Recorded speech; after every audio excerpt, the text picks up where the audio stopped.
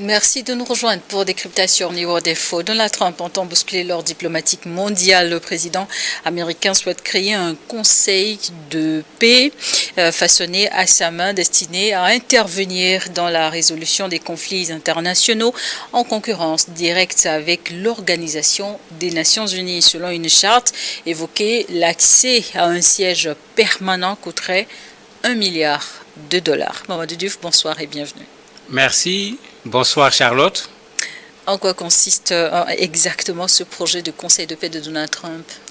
Mais c'est tout simplement du détournement d'objectifs. Puisqu'il faut appeler les choses par leur nom, qu'on se rappelle que c'est la résolution des Nations Unies, la résolution numéro 2803 du 18 novembre passé, qui avait été prise et qui avait plutôt pour objectif de régler le problème au niveau de la Palestine, en particulier au niveau de la bande de Gaza. Et c'est ça qui avait amené la mise en place de ce conseil, qui avait pour but de superviser ce qui va se faire. Donc, il faut qu'on soit clair là-dessus. Au niveau des Nations Unies, la discussion ne portait que sur Gaza. D'ailleurs même, certains pays européens, certains pays arabes avaient refusé de voter la résolution en disant qu'on ne veut pas une solution temporaire. Si vous voulez qu'on vote la résolution, il faut que dans la résolution, qu'on parle de la création de l'État palestinien.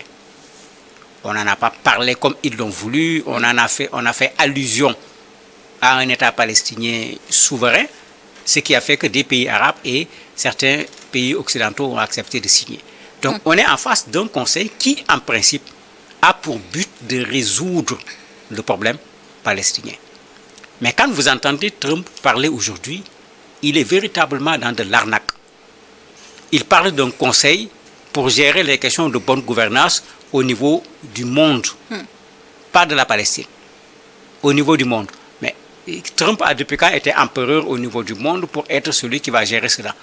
Mais si ce conseil vient faire ce boulot, à quoi servent les Nations Unies, même s'il est vrai que les Nations Unies sont actuellement en agonie?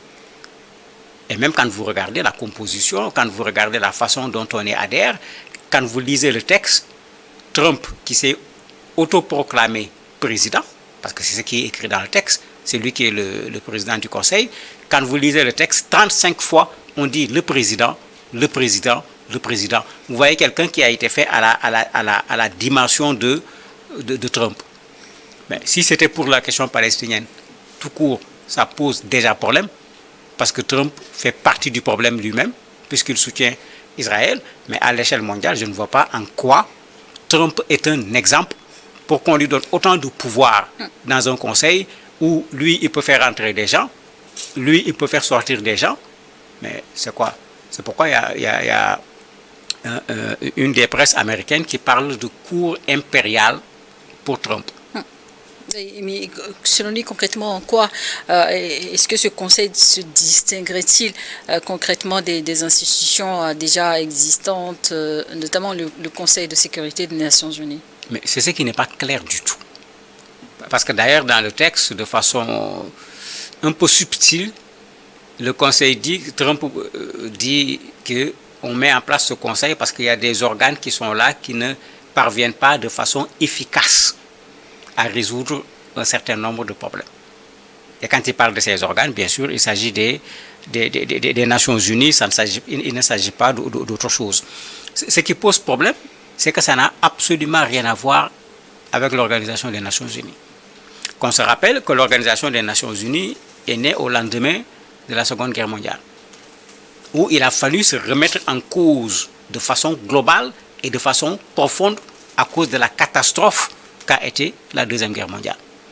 On a mis les Nations Unies en place avec un certain nombre de principes. Le premier principe, c'était la primauté de la non-agression.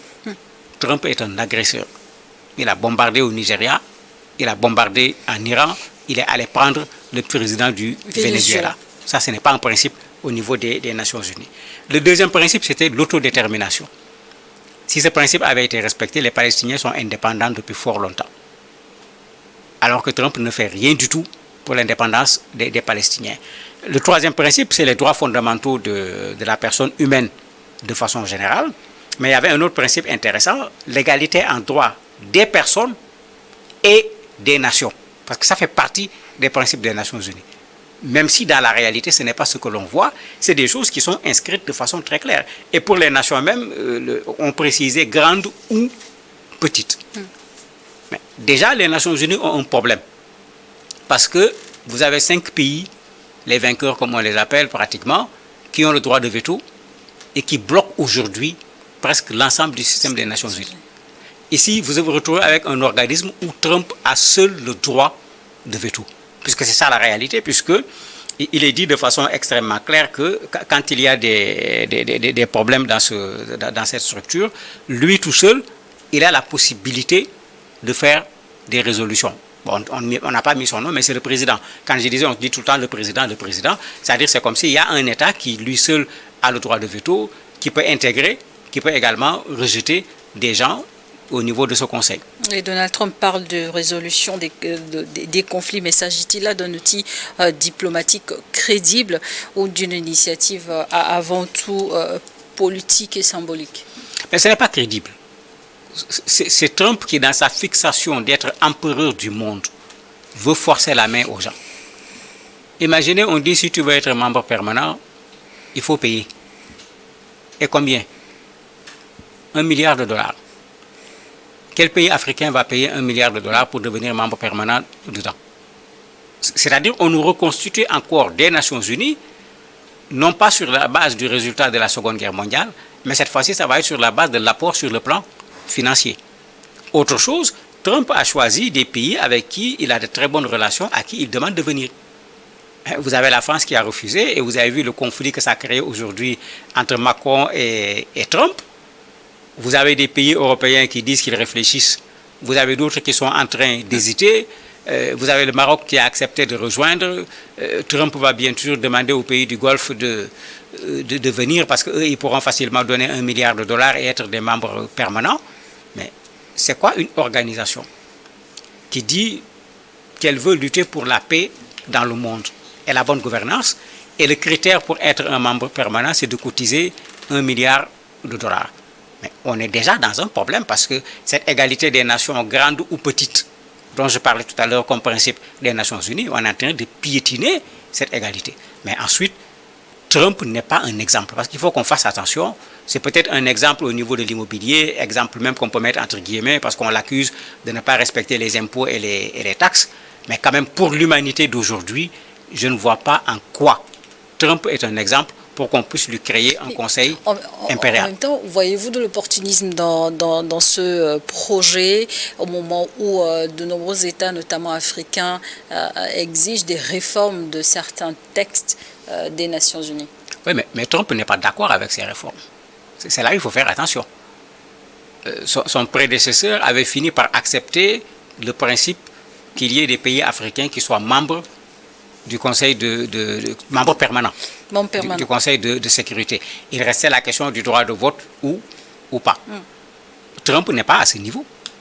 Tout le monde a vu comment Trump traite les pays africains de façon générale, sans aucun respect, sans aucune considération. Et certainement, même son milliard de dollars a un peu pour objectif également de ne pas se faire, entre guillemets, encombrer par des pays africains au niveau de son conseil. Mais finalement, ce conseil fonctionne sur quelle base? Pour mettre en place les Nations Unies, il y a eu d'abord une charte. Où est la charte du Conseil? Et je le répète encore une fois, Trump est en train de faire de l'arnaque et du détournement d'objectifs. Ce Conseil a été créé par les Nations Unies pour résoudre le problème palestinien. C'est Trump qui a refait ces textes et il a envoyé au niveau d'un certain nombre de pays. Les gens ont été surpris de voir un texte qui n'a plus rien à voir avec le texte qui a été voté au niveau des Nations Unies. Mais que chaque pays prenne ses responsabilités. Je l'ai déjà dit ici et je le répète, il faut arrêter ce monsieur. C'est un danger pour le monde. Mais avec ce projet, peut-on y voir une tentative, je dirais, de marchandisation de la paix ou plutôt une manière de financer finalement l'action diplomatique? Il y a du tout dedans. Si on se rappelle bien, pendant son premier mandat, certains de ses adversaires avaient demandé à ce qu'il aille faire une consultation sur le plan psychologique. Je me dis qu'il faut qu'on regarde de ce côté. Ce monsieur veut diriger coûte que coûte le monde. Tout comme on l'a vu à un certain moment quand il voulait avoir le prix Nobel de la paix, où il le disait lui-même. Vous avez déjà vu quelqu'un qui dit donnez-moi le prix Nobel de la paix. Finalement, le prix Nobel de la paix lui a été dédié. Mais on ne peut pas donner le prix Nobel de la paix à quelqu'un qui bombarde, à quelqu'un qui est partisan de la guerre, à quelqu'un qui soutient des guerres. Maintenant, dans ce que vous dites, il y a du vrai également. La façon dont il est en train de résoudre la crise ukrainienne en parlant de terres rares à exploiter. On est dans de la diplomatie ou on est dans du business? Les accords de Washington, la partie qui concerne le Rwanda et la RDC pour l'exploitation et l'acheminement des ressources, on est dans quoi? Gaza, lui, il parle de Riviera. Et même, il a pris le temps de mettre son gendre dedans, Rubio, etc. Et c'est eux qui sont au niveau des infrastructures pour l'affaire de Gaza. C'est de la diplomatie, c'est de l'opportunisme, ou bien c'est un délit d'initié, parce que c'est comme ça qu'il faut l'appeler. C'est quelqu'un qui se dit, je vais mettre en place cet organisme qui va pouvoir faire pression sur les gens, et moi, je vais pouvoir dérouler sur le plan économique, sur le plan du business, ce que je veux faire. Et je me dis que le monde doit s'opposer catégoriquement. C'est vrai que les Nations Unies sont malades, mais ce qu'ils nous proposent, c'est pire que les Nations Unies en agonie. Une question fondamentale à se poser, est-ce que ce projet, selon vous, est-ce que le projet juridiquement et politiquement compatible avec le droit international et les cadres multilatéraux sérieux? Mais non, ce n'est pas compatible, c'est là où on voit les problèmes. Ce monsieur dit un cadre pour la préservation de la paix. Et c'est ce même monsieur qui dit, je vais prendre Groenland. Que vous le vouliez ou pas, j'en ai besoin parce que j'ai besoin de mettre là-bas une station pour des questions de sécurité des États-Unis et de sécurité internationale. Mais lui, c'est un fauteur de troubles. C'est quelqu'un plutôt qui menace la paix.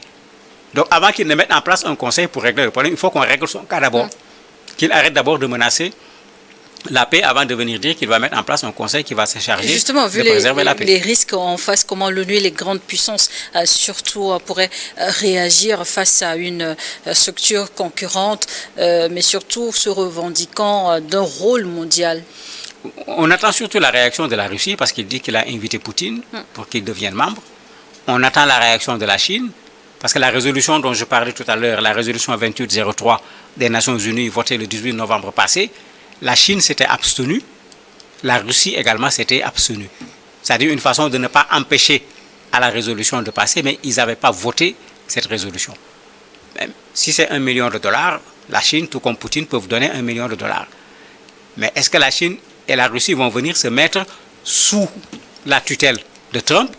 Parce que c'est ce que Trump a organisé. Il est déjà le chef. Et quand vous regardez les textes, on a donné énormément de pouvoir à ce chef-là. Je ne crois pas qu'ils vont accepter de venir se mettre sous sa tutelle. On voit déjà la brouille avec les Européens et l'OTAN en particulier pour ce qui concerne le Groenland. Mais je me dis que c'est la même chose qu'on va voir ici. Je ne m'attends pas à ce que ce conseil puisse aller très loin. Je ne m'attends pas à ce que ce conseil soit l'organe qui va régler les problèmes de ce monde et surtout pas en matière de paix et de bonne gouvernance. C'est un projet qui s'inscrit dans la continuité de la politique transactionnelle de Donald Trump? Mais c'est clair.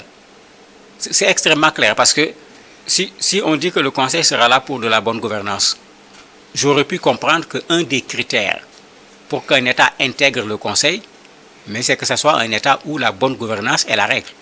Mais regardez les États qu'il a invités.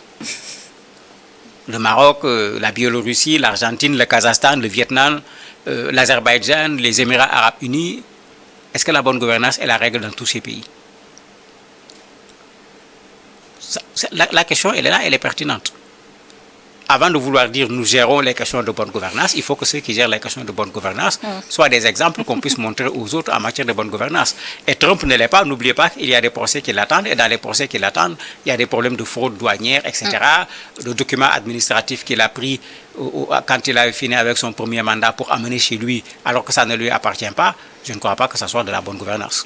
Mais en cas de mise en œuvre de ce conseil, est-ce qu'il pourrait réellement peser sur les conflits actuels dans le monde, ou est-ce que finalement restera un instrument d'influence politique de Donald Trump ou des États-Unis par la suite?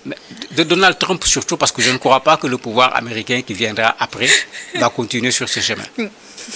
Un instrument de Donald Trump parce qu'il a essayé il a utilisé son chantage, il a utilisé ses pressions, il a vu ce que cela a donné comme résultat, il se dit, mais je suis passé et personne ne m'a arrêté, il continue. Et c'est pourquoi il faut qu'on l'arrête, et il faut qu'on l'arrête à temps. Il ne faudrait pas attendre que ça soit trop tard avant de l'arrêter. Bon, c'est ce que Macron semble vouloir faire avec certains Européens sans être exactement au même niveau.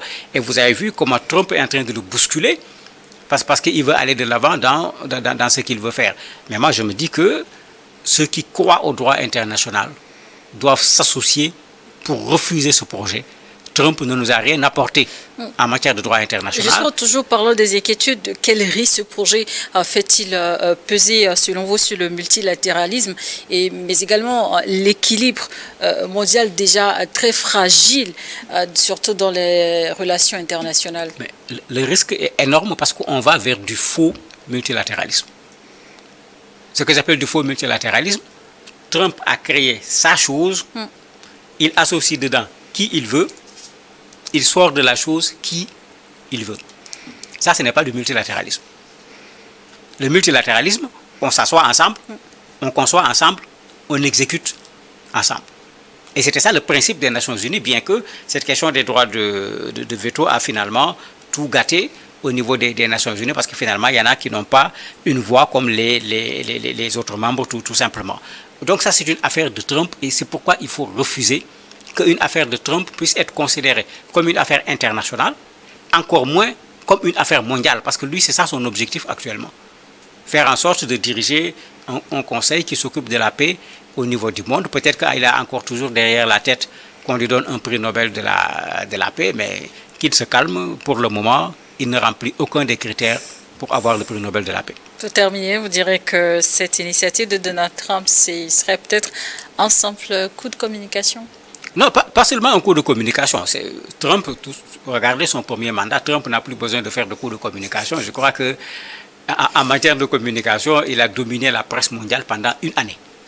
Donc, sans obstacle majeur, il pourrait aller plus loin. Il peut aller plus loin, et il faut pas seulement des obstacles, mais il faut de véritables obstacles pour arrêter ce monsieur et l'amener à s'asseoir, à discuter avec les gens et arrêter de le faire avec une certaine supériorité qu'il croit exister et qui n'existe pas. Il n'a aucune supériorité sur les autres, même cette Amérique qu'il croit très supérieure, il n'a qu'à bien regarder à l'intérieur. Il y a beaucoup de problèmes qu'il doit régler, au lieu de vouloir aller régler toujours des problèmes ailleurs. Merci. Bon, Diouf, merci d'avoir accepté de répondre à nos questions. Merci à vous également de nous avoir suivis.